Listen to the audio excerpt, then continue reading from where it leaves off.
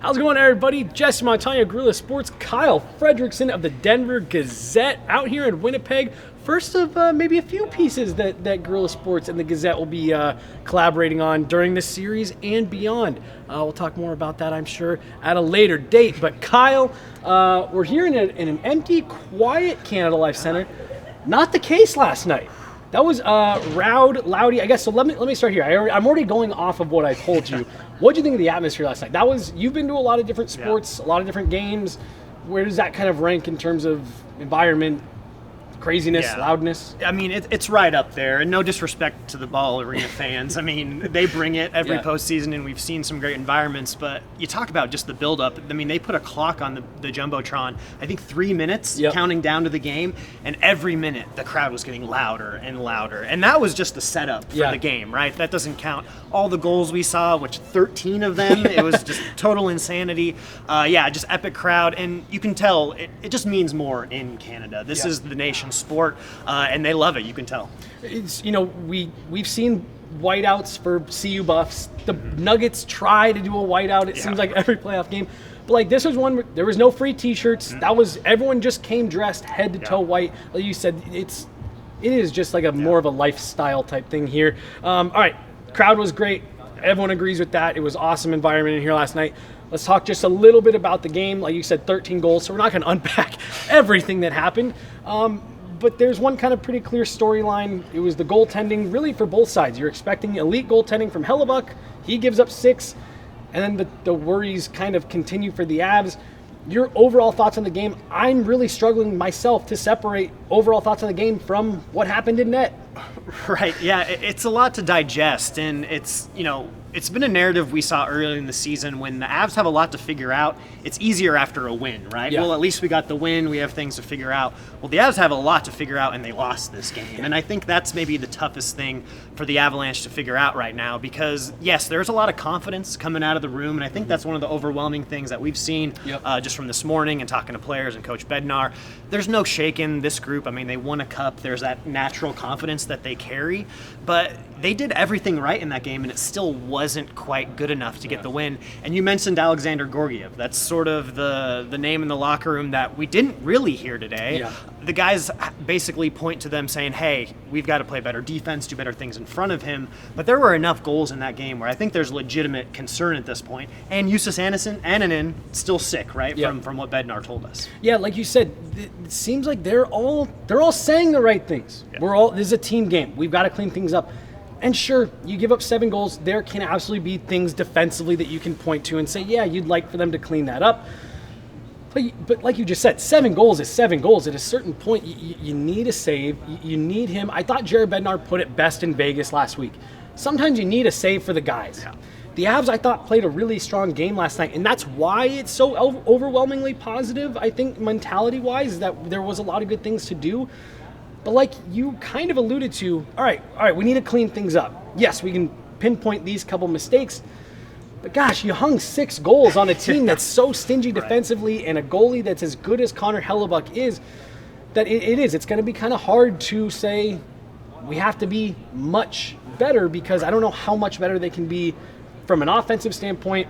I guess you do have to turn the attention towards cleaning up the couple of mistakes. Right, exactly. And also keeping positive in a way where you can read it in their body language, right? I think even in that game, you pointed out last night, it felt like late in the game, the Avs felt like they weren't going to get a save. No matter what they were going to do, they weren't going to win this game. Even though, they get a goal and within the last minute to get within a goal and to tying it and you're thinking, wow, are the Avs actually going to do this? Can they pull it off? Right, It was weird because halfway through the game, you sort of felt like, oh, well, this thing's over. Georgiev can't make a save. So they fought back hard enough to stay in the game and even make it really interesting late. So there's so many things that you look forward to game 2 and think, all right, well, what's going to happen if they get solid goaltending? Because this is a team that feels like they could go on a deep run, and if that little thing changes, it's hard to argue with them after what we saw in game 1 at least. You made the comment yesterday at lunch that I thought summed up the entire day. You said, we're going to learn a lot about the Avs tonight.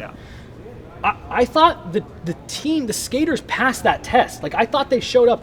Winnipeg was a team that beat them 3 times in the regular season and kind of spanked them. Like, the Avs only scored 4 goals against the Jets in 3 games in the regular season. For them to come out last night with not only the physical response, playing with the speed, but they got the offense going. I thought the Avs skaters answered a lot of those questions that you were saying, like, we're going to learn about them. And so, yeah, now you've done that. You have a lot to build on there. I don't know, do you try to build up Georgiev's confidence, or do you just say we've got to limit what few mistakes we made? It's a very good question, because once you make that decision, you can't take it back. Can't go right? Can't undo it. Monkeys out of the bottle, Pineapple Express, one of my favorite lines. Because at that point, you're sort of ruining Georgiev's confidence. Yeah. I mean, this guy led the NHL and wins this year, 38 of them. That's not a fluke, and you have a great team playing in front of you, so that matters. But I do think going into this game, in Game 2, it really is a monumental decision from Jared Bednar, right? Yeah. I wouldn't want to be the one who was making it. No. But it sure felt like if Justus Annunen was healthy in Game 1, he would have had that opportunity to be inserted into the game. Yep. And I really do wonder if that would have made a difference because of how well the team was playing in front of Georgiev. Maybe not defensively, like we mentioned, a few errors. But on the whole, this was an effort that was good enough to win the game. Yep. You look at that one of two ways. That stings more because what else can you do? Or, hey, this team's playing well. It's a long series. They just got to get 4 eventually. But it's hard to say what's going to happen. I know that this building's going to be alive again for Game 2. But the Avs know what to expect, and especially like a guy like Casey Middlestat, NHL playoffs debut. Yeah. He played great in Game 1. There's just one of many storylines where you think, all right, you build from that Game 1 performance to where maybe the Avs can get a different outcome in the second game. Like you said, not having the option to go to Justus Annunen definitely made it a little bit, of a unique situation in the last game. I've been saying they had to go to Georgiev to start. They had to put that confidence behind him. I think it would have been interesting because I think there would have been a real temptation to pull him last night because the team was playing well. And we have seen, I don't necessarily want to say they played better in front of Annunen. I don't necessarily want to make that leap. But it seems like there has been a little bit of like extra juice when you've got a guy like Annunen in net recently. And I don't know, maybe it goes back to that. This is all speculation, by the way. Sure. Maybe it goes back to that sense of belief that we were kind of alluding to, of like, we feel like we're going to get a save. Did it not feel like to you after a certain point of that game that even like for me it felt like every time the Jets had the puck you're holding your breath a little bit? Yeah. And I don't know, maybe they just don't quite feel that with Annunen. And again, that's kind of speculative, but we'll see. I think they would have gone to Georgiev for Game 2 either way to start, but I do think the leash has been pulled tight. Yeah. He doesn't have much room for error, assuming Annunen is back, but I could not agree more with what you said. You can only do that once. Yeah, you have that move to make one time, and then you've got to roll with it. So it's going to be interesting to see. Yeah, and here's some more context, right? The Avs didn't need elite goaltending to win the Cup a couple years ago, right? Dude. Darcy Kemper, Frankie, it was a great duo, but neither of those guys was making, salary that matched maybe some other elite goalies to where the Avs were able to build their team a little bit better, a more well-rounded team. It worked in 22, but is it going to work now? Mm-hmm. Is it going to work with this group? I think one of the bigger picture questions that I have from the Avalanche is, do they have to change the way they think about goaltending? Do they have to change the way they think about how they play a little bit? And I know that's a little bit blasphemous to tell Jared Bednar to change the way the Avalanche play, but it's sort of a fair point because Bednar basically said, we know we have weaknesses, but if we play well enough, we can mask them. Yeah. Okay, he's talking about goaltending, essentially. Yeah. They played as well as they could have played in Game 1, but it wasn't enough to mask the goaltending. Man. This is a great point. So I just wonder, if this is a first-round exit, it might kind of change the conversation about how this team is built and what it takes to be a Cup champion. There's not one way to do it, but I'm curious if that 22 path isn't going to be how this team gets there, especially if they don't have Landeskog, which is a whole nother conversation. Right. He was out here earlier for a minute, not anymore. Yeah, he was. Yeah, we were trying to get him in the background of our video here, but no, I think that's a great point because I think the Georgiev acquisition and riding with him is based a lot on, wow, look what we were able to do in 22 with a goaltender that, again, I think Kemper was solid, but he wasn't anything special. Right. And I think that's an interesting point of, okay, going into this summer, regardless of what happens here, barring a monumental turnaround for Georgiev where he does, take them on a run to the Cup, barring that, I do think you're going to have to step back and either say, okay, we've got to really be certain of what we've got up front to really be able to shelter this goaltender, or maybe we do have to re-look at, all right, gosh, we can't get by with average. We do need someone that is slightly above average. I think that's a great question. Kind of wrapping this up, what are your thoughts for tomorrow? What are you expecting? Like you said, it's going to be loud. It's going to be crazy in here.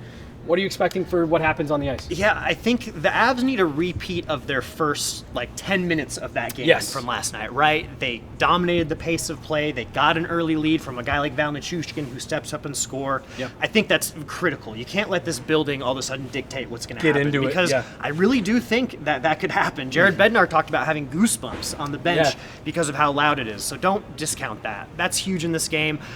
Georgiev or Annunen, that's going to be our conversation that we have for basically the next 24 hours until game time when these guys come onto the ice for warm-ups. I am not encouraged by Jared's response today that Annunen is still sick. That's basically all he had to say. I did end the press conference asking if he is in Winnipeg, and he confirmed that. So at least he's around with the team. So if he does get better, he could play in theory. But yeah, either way, I don't know that I have overwhelming confidence in either one of those goalies. And that's not a knock on Annunen, but this is his first playoff start in this building. Fair. He's 24, 25 years old. He's played very well in his first little stint as a backup, but I think there needs to be some realism with sort of the conversation among fans that hey, just put in Annunen, he's the answer. He could be the answer, or he could definitely not be the answer, because this building could get in your head pretty fast, and he's just a guy who's never really experienced it. So it'll be real interesting to see how it plays out, but that decision could alter game 2 and the entire series. And beyond, You're 100% right. The crowd was all over Georgiev last night, so you have to be mentally strong enough to do that. I'm with you. I think if the Avs can repeat that, the way that they started the game, they're going to give themselves a really good chance. I think they're going to be fired up, wanting to get a split before heading home. So we'll see. I think the mindset is as good as it can be, given that you gave up 7 goals and lost game 1. You scored 6, and you were in it. So I am going to be curious to see what happens tomorrow. I'm with you. I think the crowd's going to be even more fired up, but I'm looking forward to it. This is a super fun time of year. Yeah, it's a great time, and let's see a superstar moment, right? Is Nathan McKinnon, is Cale Makar going to step up and do something just obscene to win the game? That's why they get paid the big bucks. These are the most important games. It's going to be fun to watch. And those are the 2 guys that Winnipeg doesn't have guys like that. Exactly. So be the difference makers. Awesome, guys. I think that's going to do it for today. Avs wrapped up practice, so we've got the rest of the day off to chill. We'll be back tomorrow. We got morning skate. We got a little bit of a later game. But yeah, Kyle, this is fun. Yeah. Jesse Montaño, Kyle Fredrickson, Guerilla Sports, and the Denver Gazette out here in Winnipeg. We'll talk to you guys tomorrow.